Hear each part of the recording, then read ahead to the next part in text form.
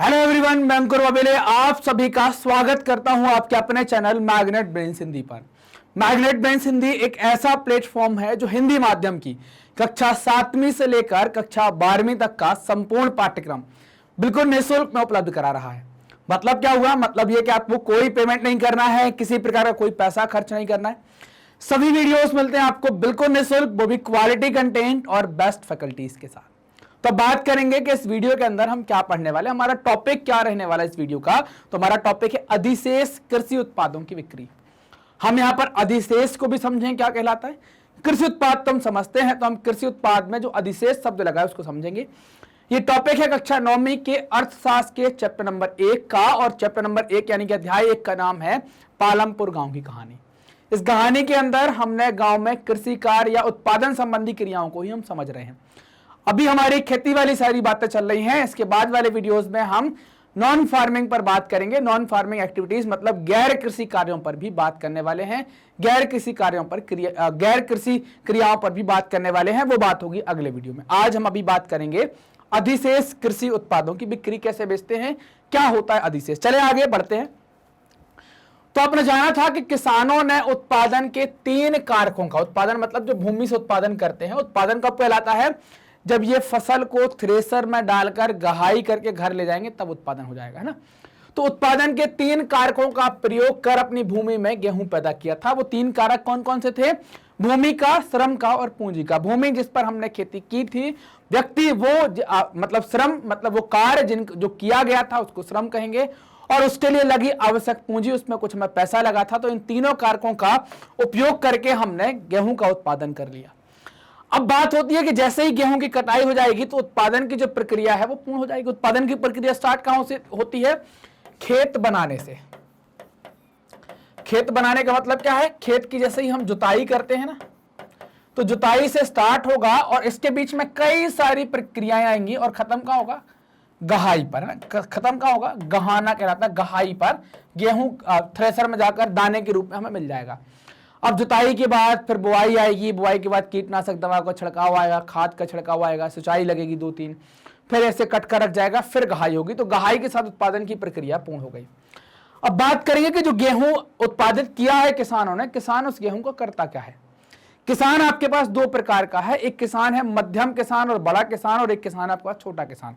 ये हमेशा दिमाग में रखेंगे। छोटा किसान और बड़े किसान 2 किसान आपके पास हैं, या मध्यम जो है उसको भी बड़े की कैटेगरी में ले गए हैं। छोटा और बड़ा आपके पास किसान है। किसान गेहूं का क्या करेंगे? तो सबसे पहले काम तो क्या होगा कि जो हमने गेहूं का उत्पादन किया सबसे पहले हम अपने खाने के लिए रखेंगे कि भाई हमें साल भर में कितना गेहूं लग जाएगा।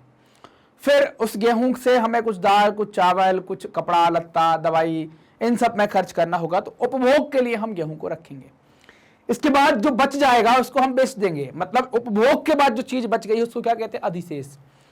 आपके पास गेहूं का उत्पादन जो भी हुआ, मान लीजिए 20 क्विंटल हुआ है, 10 क्विंटल से आपकी आवश्यकताओं की पूर्ति हो जाएगी, आप उसका उपभोग कर लेंगे। बाकी का बचा 10 क्विंटल क्या कहा जाएगा? उसको आप अधिशेष गेहूं कह देंगे। तो कुछ जो अधिशेष गेहूं होगा, जो अतिरिक्त गेहूं होगा, उसको हम बेच देते हैं, बेचकर फायदा कमा लेते हैं।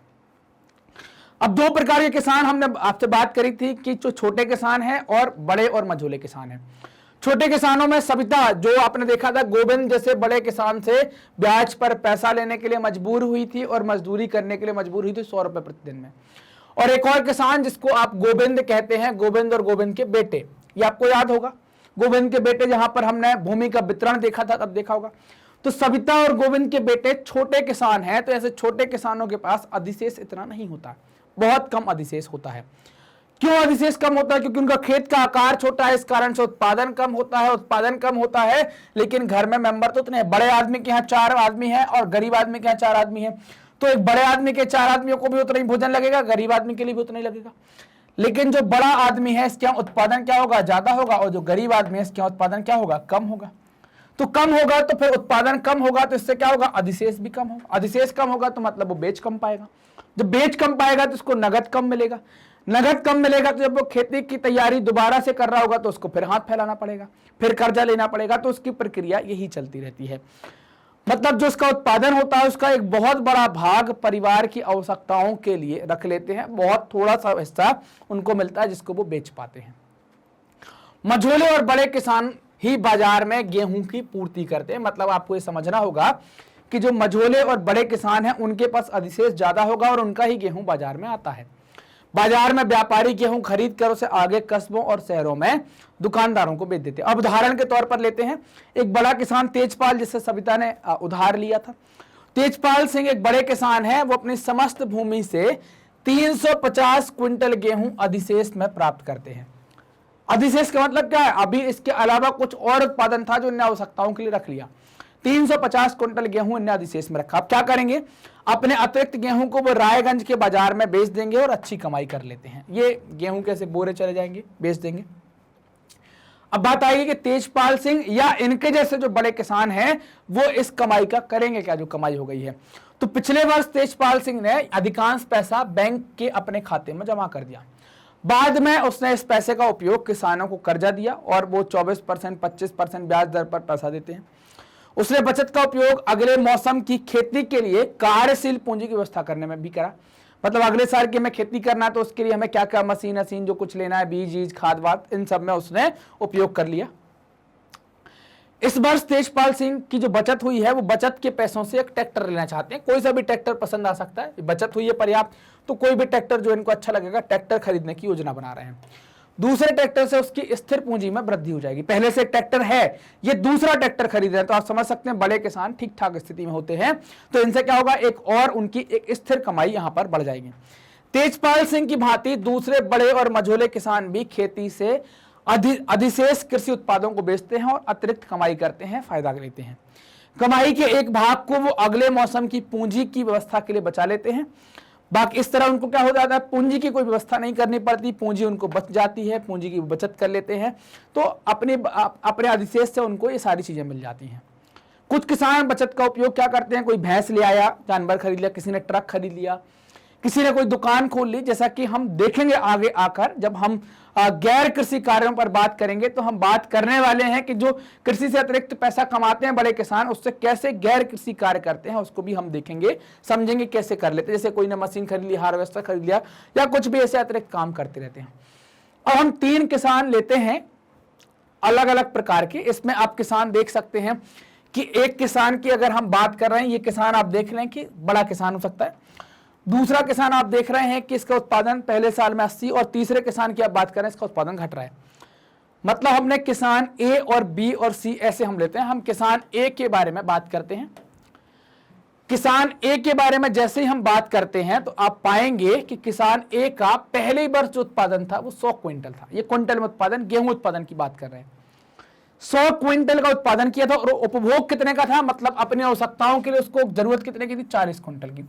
मतलब अधिशेष क्या हुआ, तो इसमें से घटा देंगे तो अधिशेष क्या हो गया, तो ये बराबर का निशान, अधिशेष क्या हो गया, 60 क्विंटल का हो गया। तो अगले वर्ष के लिए पूंजी क्या हो गई, जो 60 क्विंटल जो गेहूं उसने बचाया है, ये क्या हो जाएगी, अगले वर्ष के लिए उसकी पूंजी हो जाएगी।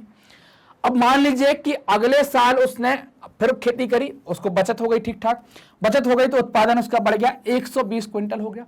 उपभोग वही है 40 क्विंटल का, तो अब यहां पर क्या हो गया, उसको 80 क्विंटल का अधिशेष हो गया।